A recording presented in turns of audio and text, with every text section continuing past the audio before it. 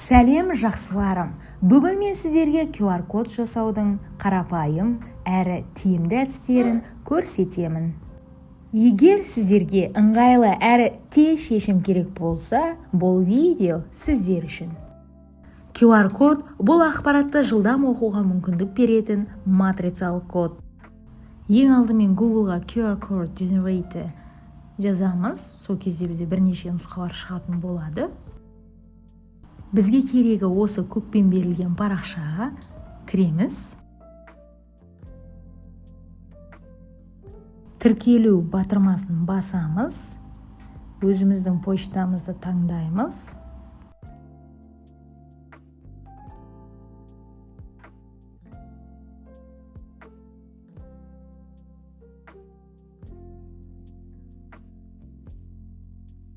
Енді сұраққа жауап беруіміз керек. QR кодты қандай мақсатта қолданамыз? Яғни коммерческий ма, жоқ па, соған жауап беру керекпіз.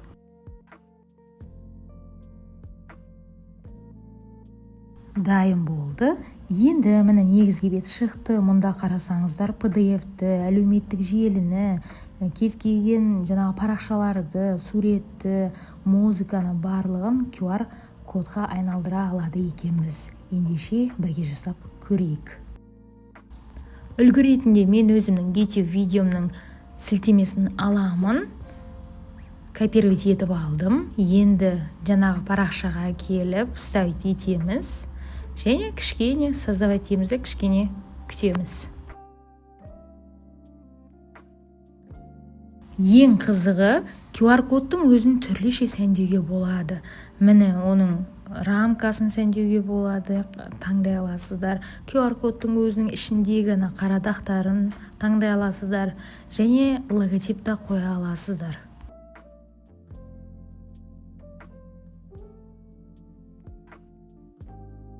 Жүктеу батырмасын басамыз және нәтиже дайын.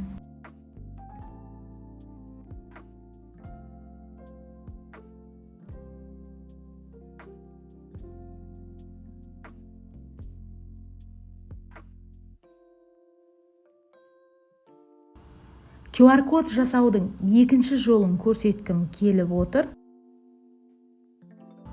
Google-ға QR Code Monkey деп жазамыз. Шыққан бірінші парақшаға кіреміз.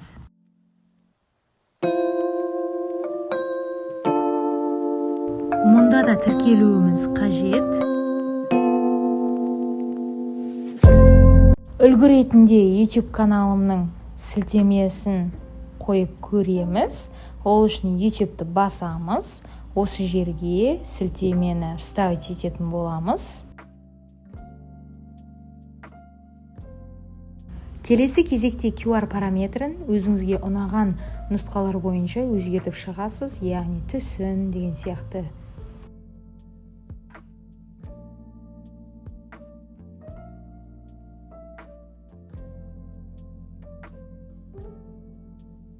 Енді жүктеп аламыз.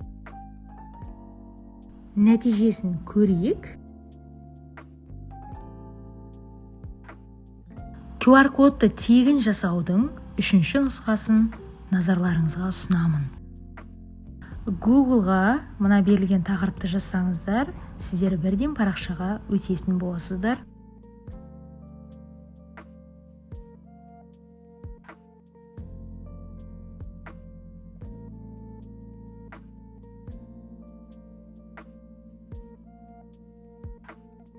Алдымен тіркеліп аламыз. Менде осы компьютердегі почтам арқылы кіріп жатырмын.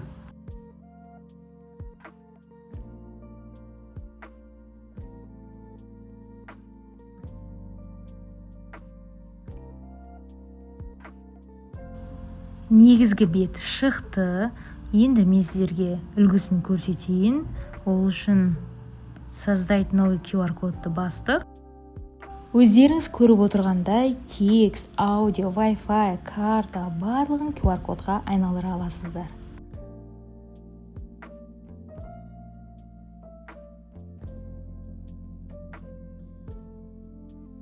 Менің үлгім YouTube болғандықтан, YouTube'тың сілтемесін осында алып келдім.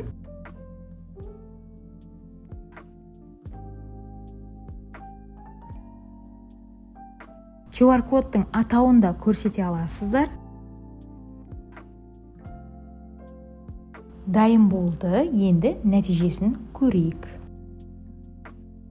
Төменнен өздеріңізге осы QR-ды сәндеп, әртүрлі шаблондарды алсаңыздар болады. Маған осы 3 QR-дың ішінен ең ұнағаны осы QR код жасау парақшасы болып отыр. Өте әдемі нұсқалар бар екен.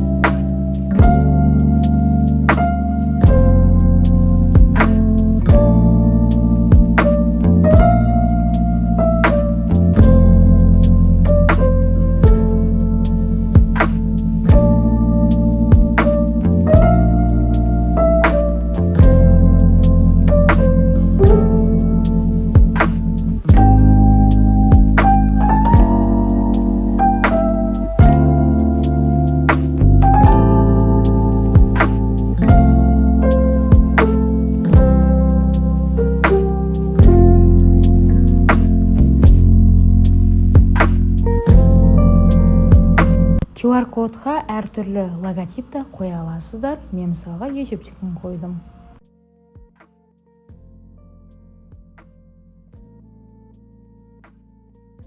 Нәтижесі көз қуантады. Маған сондай ұнап отыр. Сіздерге де ұнады деген үміттемін. QR код жасауда пайдалы, тегін, әрі оңай болатын келесі парақшаны да өздеріңізге белгілеп алуды ұсынамын.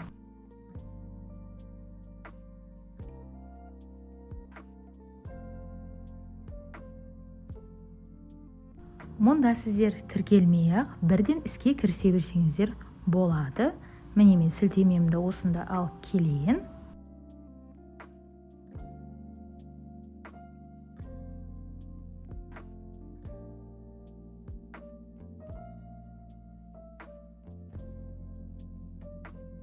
Төменнен сіздер параметрін өзгерте аласыздар. Рамкамен, фонмен, суретпен.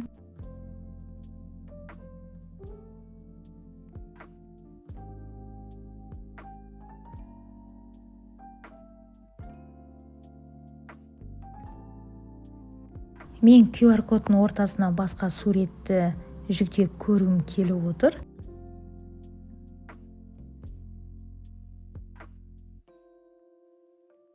Нәтижесін көрсетейін сіздерге. Қазір үлкейтіп те көрсететін боламын.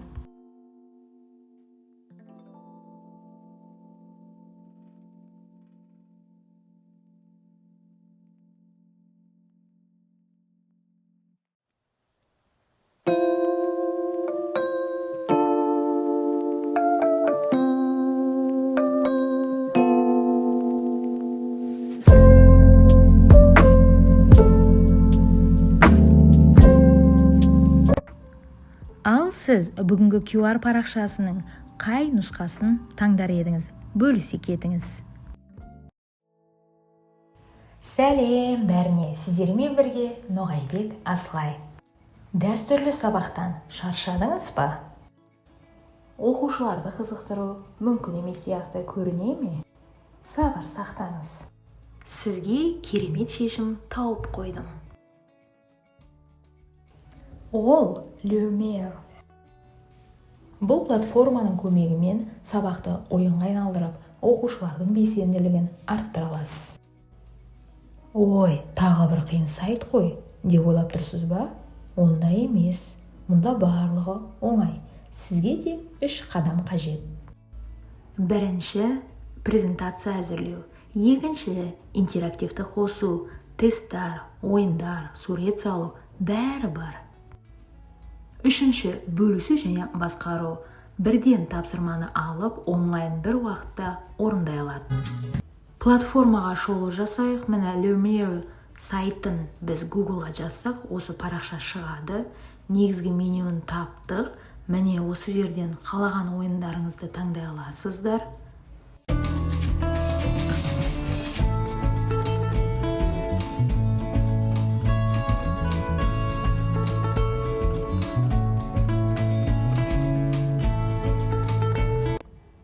Тест с монстром дегенді көрейік.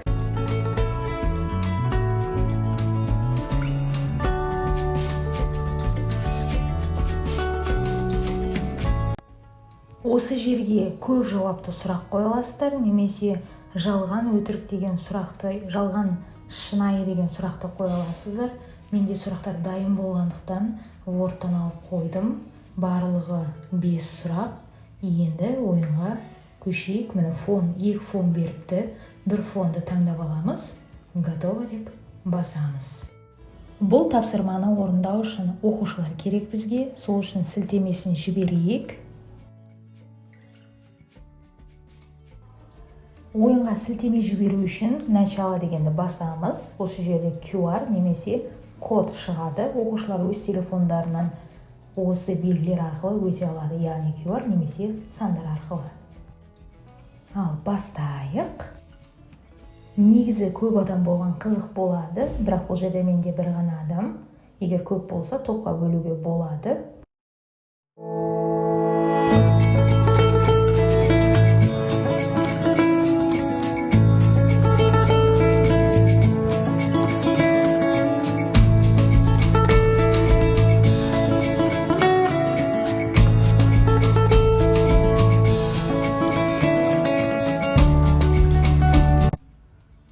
Мұнда қазір сіздерге телефоннан кірген кездегі ойынның түрін көрсете алам. Міне оқушылар ашқан кезде осындай сұрақ шығатын болады.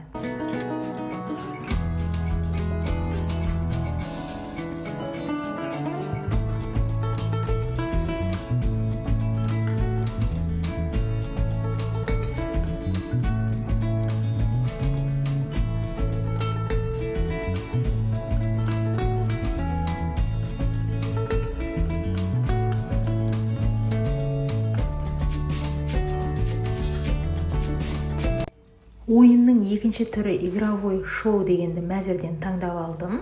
Сұрақтарын өздеріңіз теріп жазып шығасыздар. Көп жауаптыны таңдадым. Қазір мұны да ойнап бірге көрейік.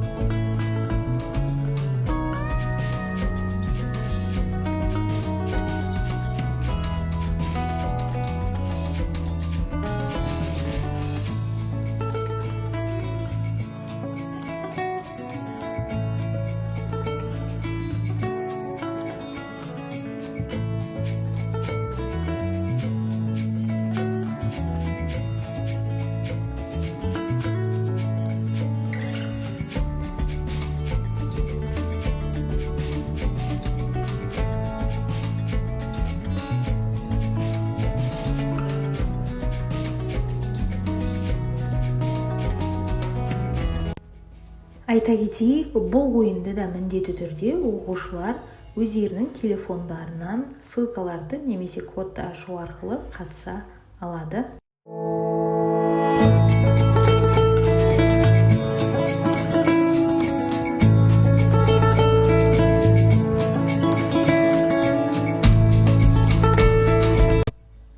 Ал бұл ссылканы қалай жібереміз десеңіздер, міне YouTube-қа кіресіздер, поделицаны басамыз.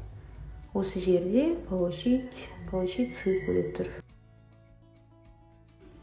Сіздерге тағы бір ойынды көрсеткім келіп отыр. Lumio-дің барлық мүмкіндігін пайдаланғандарыңызды қалаймын. Үшінші ойын мәзірде міне игровые задания. Осы жерде бірінші тұрған гонки ойынын көрейік. Дәл бағанағыдай қайталаймыз. Сұрақты жазамыз, сосын сақтаймыз. Ойнап көреміз бе? Қатысушылардың санын анықтайсыздар. Бұл жерде де оқушылар QR арқылы қосыла алады.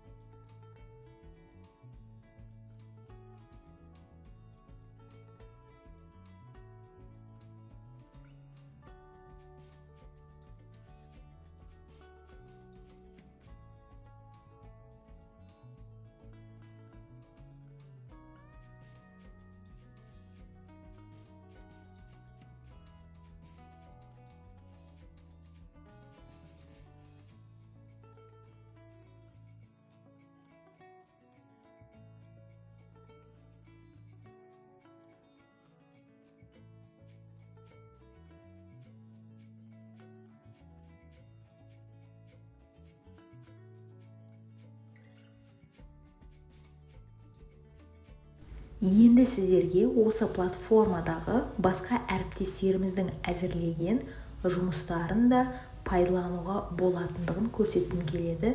Ол үшін библиотека Lumio деген жерге кіреміз.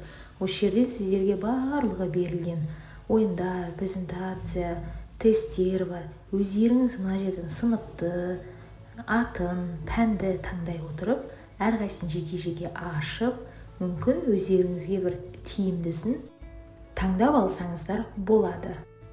Мен numbers деген тақырып таңдадым, яғни сандар ағылшын тіліндегі. Сыныпты белгіледім. Енді осы жерге ойындар шықты. Ішінен көзіме ең ұнамдысын таңдап алдық.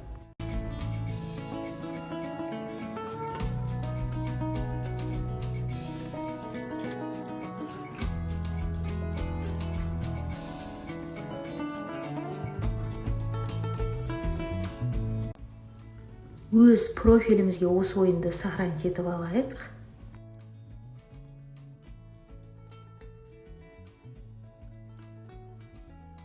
Ойынды ойнамас бұрын осы парақшаны оқушылармен бөлісуге болады. Олар осы ойынға қатыса алу үшін QR немесе мына арнайы кодты теретін болады сайтта. Ал тапсырмамен танысып көрейік. Бұл жерде сандар мен олардың жазылуын сәйкестендіру керек екен. Бұл да өте қызықты, кез келген пәнде қолдануға болады.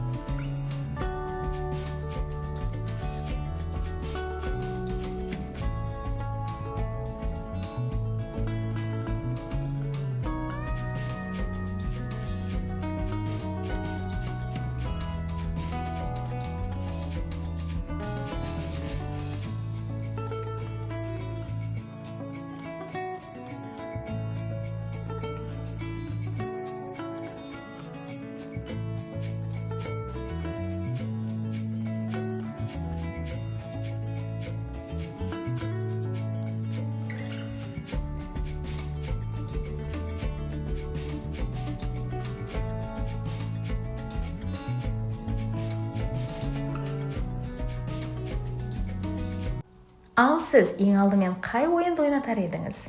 Бөлісіңіздер, лайк басыңыздар, қолдауларыңыз өте маңызды.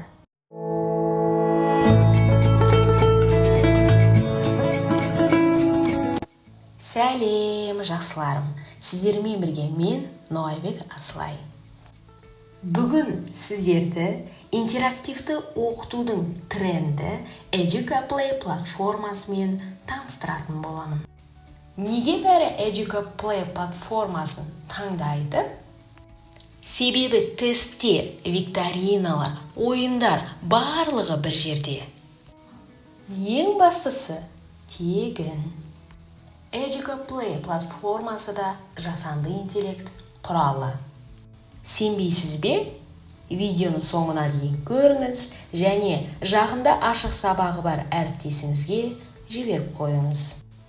Ал ендеше бастайық. Google Educa Play жазамыз. Міне, алғашқы шыққан сайтқа кірдік. Негізгі бетте сіздер тіл таңдай аласыздар, ағылшын және орыс тілі. Тіркелу үшін Google арқылы кірген сіздерге оңайырақ болады.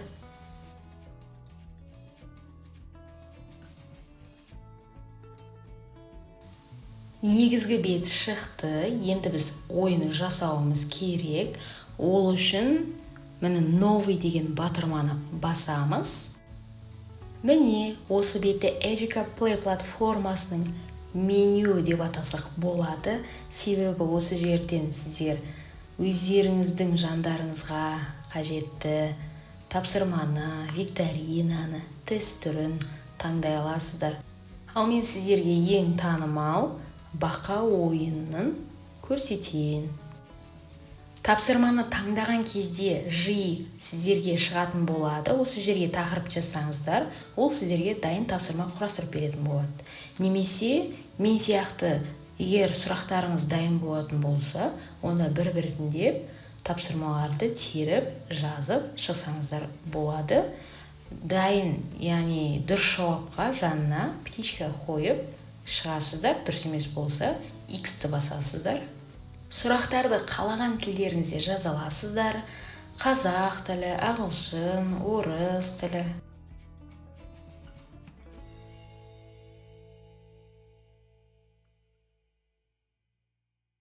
Сұрақтар дайын. Енді келесі мәзірге, келесі таңдауға өтетін боламыз. Бұл бетте сіздер толтыру керек ақпарат ол leaves, яғни қатысушылардың қанша өмір бере аласыздар оларға. Ұтылып қалған жағдайда ойындық 2 рет ойнай ала ма, соны жазасыздар. 3 рет ойнай ала ма. Келесі уақыт, әр тапсырмаға қанша секунд бересіздер. Мен 3 секунд дедім. Негізгілер осы. Келесі мәзірге өтеміз. Үшінші, бұнда ақпарат, тақырыпты жазамыз. Description, суреттеп өтесіздер, қай сыныпқа арналған деген секілді.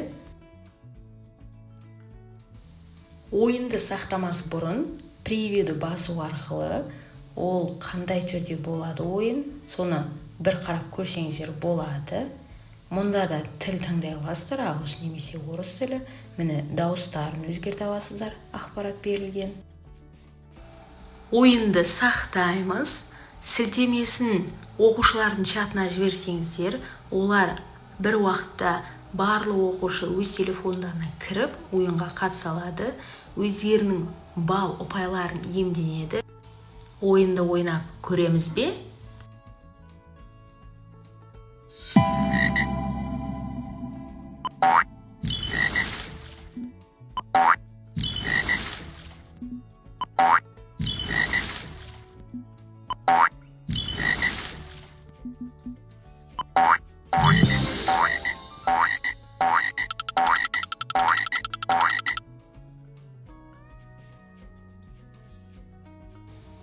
Міне ұпай шықты. Астында отчет деген батырманы басу арқылы дұрыс жауаптарын көре алады. Ал мына файл деген белгіні бассаңыздар, оқушылар туралы отчетты көресіздер. Яғни, егер оқушылар өз Google почталарымен кірген болса, онда оқушылардың аты-жөндері шығып тұрады. Назарларыңызға тағы бір тапсырманы тексеріп көруді ұсынғым келіп отыр. Бірінші тұрған расстановка. Бұл жерде біз жасанды интеллект арқылы сұрақты құрастырып көрейік. Тақырып Қазақстан деп жаздым. Маған тарихқа қатысты құрастырып берген екен. Соны көрсетейін сіздерге.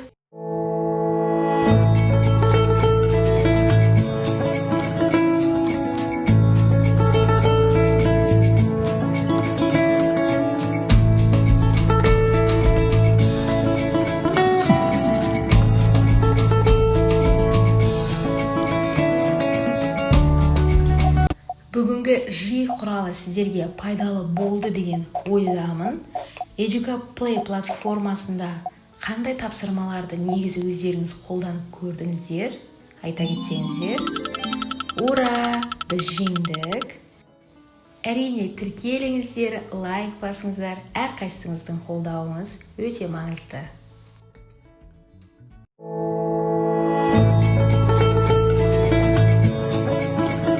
Сәлем достар, сіздермен бірге мен Ноғайбек Аслай. Бүгін біз сабақты ойынға айналдыратын керемет әдіспен танысамыз. Educaplay платформасында 3 қызықты ойын құрап, оны сабақта қалай қолдануға болатынын көрсетемін. Ендеше Memory Game, Alphabet Game және Crossword жасауды бірге үйренейік. Видеоның соңында бонус лайфхак бар, сондықтан соңына дейін қараңыз. Алғашқы ойынды құрастыру үшін мәзірден память деген батырманы басамыз. Алдарыңыздан жасанды интеллект шығады. Осы жерге өз тақырыптарын жазсаңыздар, бірнеше секундтың ішінде ғана сіздерге тапсырма ұйымдастырып береді. Тапсырмамыз дайын, енді ойнап көрсек қайтеді? Ойынның шарты бойынша бірдей сөздерді сәйкестендіру керек, немесе сөздер мен суреттерді жұптастыруға болады. Енді бұл тапсырмаларды кез келген пәнде қолдана аламыз. Мысалға, тілдік пәндерде жаңа сөздер мен олардың мағыналарын сәйкестендіру, математикада есептің берілуі мен жауабын сәйкестендіру, және тағы да басқа пәндерде берілген суреттер мен сөздерді сәйкестендіре аласыздар.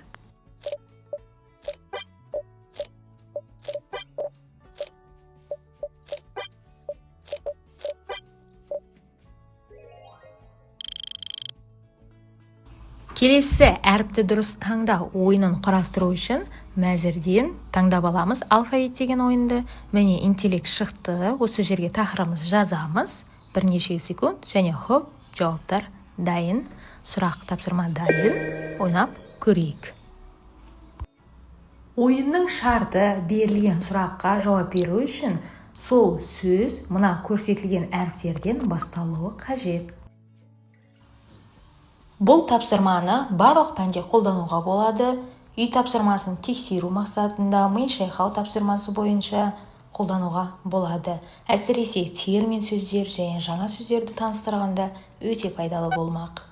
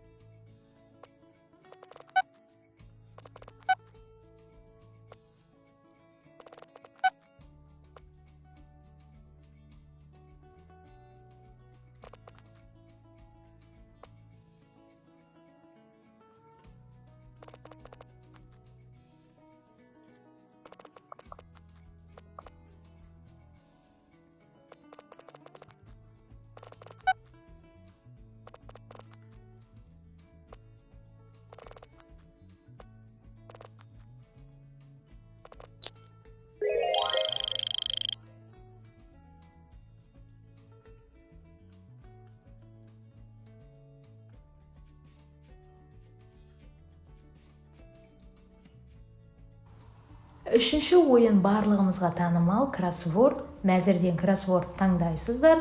Міне жиыға қалаған тақырыптарыңызды тересіздер. Тапсырмамыз дайын. Енді орындап көрейік, өте қызықты болайын деп тұр. Бірге көрейік. Назарларыңызға бонус лайфхакпен бөлісетін уақыт келді. Оқушыларыңызға үй тапсырмасына ойын ұйымдастыруды осы платформада құрастыруды тапсырыңыздар. Бұл олардың креативтілігін арттырады. Ал сіз ең алдымен қай ойынды ойнатар едіңіз? Бөлісіңіздер, лайк басыңыздар, қолдауларыңыз өте маңызды.